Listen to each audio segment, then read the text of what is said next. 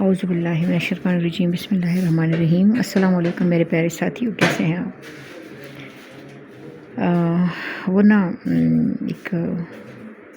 چھوٹی سی بات شیئر کرنی تھی کہ پچھلے دنوں میں کالج سے گھر جا رہی تھی تو میں گھونگھٹ نکال کے سر جھکا کے چلتی ہوں۔ ایک تو میری عادت ہے، دوسرا یہ کہ سر جھکا کے چلنے والا اللہ کے نور میں چل رہا ہوتا ہے، اور تیسری بات یہ کہ میری چونکہ آئی سائٹ ویک ہے تو میں اوپر نہیں دیکھتی، کوئی فائدہ بھی نہیں ہے، مجھے دور سے ایسی فوگی سے نظر آتا ہے نا، تو میں بس ایسی سر جھکا کے چلتی ہوں عادتاً بھی۔ تو نا میں سر جھکا کے چل رہی تھی اور کوئی وہ کرتی ہوں، کوئی لیکچر ڈاؤن لوڈ کر کے نا وہ لیکچر سن رہی ہوتی ہوں اور انجوائے کر رہی ہوتی ہوں اپنے راستے کو۔ تو اچانک نا مجھے ایسے انہونی کا کچھ احساس ہوا، تو میرے پاس سے نا اسکوٹی پہ ایک بچی گزری۔ وہ بچی ایسی ہوگی جیسے کوئی فرسٹ ایئر کی لڑکی ہوگی، یا ہاں ہوگی فرسٹ ایئر کی، سیشس کی فرسٹ ایئر والی تھی، اور سیشس کی ایسی ہلکی سی ٹکی ہوئی تھی، سیشس کی گرنے والی تھی، وہ جس افراتفری میں تھی، ہراساں، ڈری ہوئی، خوفزدہ۔ وہ نہیں ہوتا، اس کو کیا کہتے ہیں، وہ روڈ پہ جو جمپ بنے ہوتے ہیں اس کو کیا کہتے ہیں، اسپیڈ بریکر۔ وہ اسپیڈ بریکر پہ نا ٹھک کر کے وہ جو اسکوٹی ہے وہ ایسی اچھلی۔ میں نے کیسے کیا ہوا ہے، اتنے میں نے دیکھا، جو ہی وہ بچی گزری اتنے میں نے دیکھا اس کے پیچھے 125 پہ بڑے موٹر سائیکل پہ 3 لڑکے بیٹھے ہوئے، اور وہ 3 لڑکے اس کی بائک، اس کی اسکوٹی کے پیچھے پڑے ہوئے تھے، اور سیٹیاں بجا رہے تھے اور ہاؤ ہو کر رہے تھے اور چیخیں مار رہے تھے۔ میں نے ان کو آواز بھی دی، لیکن چونکہ میں خود بھی اتنی زیادہ آواز دے نہیں سکتی تھی، اور وہ دونوں بائکیں موٹر سائیکلیں تھیں، میں ان کے پیچھے بھاگ بھی نہیں سکتی تھی۔ تب مجھے پتہ چلا کہ یہ جو لڑکے ہیں یہ اس لڑکی کو ڈرا رہے ہیں،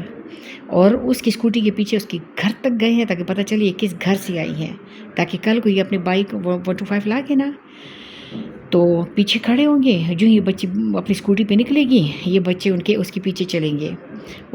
چلیں گے، بچی گھبرائے گی، اور وہ گھبراہٹ میں چونکہ لڑکیوں میں ایمرجنسی کو کنٹرول کرنے کی شکتیاں کم ہوتی ہیں، تو ہو سکتا ہے کہ خدا نخواستہ اس کو کوئی حادثہ ہو۔ ٹھیک ہے، ایک بات ہو گئی۔ دوسری بات یہ کہ یہ جو اللہ معاف کرے، استغفر اللہ ربی من کل ذنب و اتوب الیہ، پنک بس کے ساتھ ساتھ جو کھوتے کی اولاد چل رہا تھا اور جو حرکتیں کر رہا تھا، وہ بھی اس لیے کیونکہ اسے پتہ ہے کہ پنک بس میں خالی عورتیں ہیں۔ ٹھیک ہے، تو بات عورت کے سہولت کی نہیں تھی، بات پنک بس یا اسکوٹیوں کی نہیں تھی، بات اس کی تھی کہ اس کے ساتھ اپنا مرد ہونا چاہیے۔ یہ جو ہم اللہ تعالیٰ سے بیٹا مانگتے ہیں نا،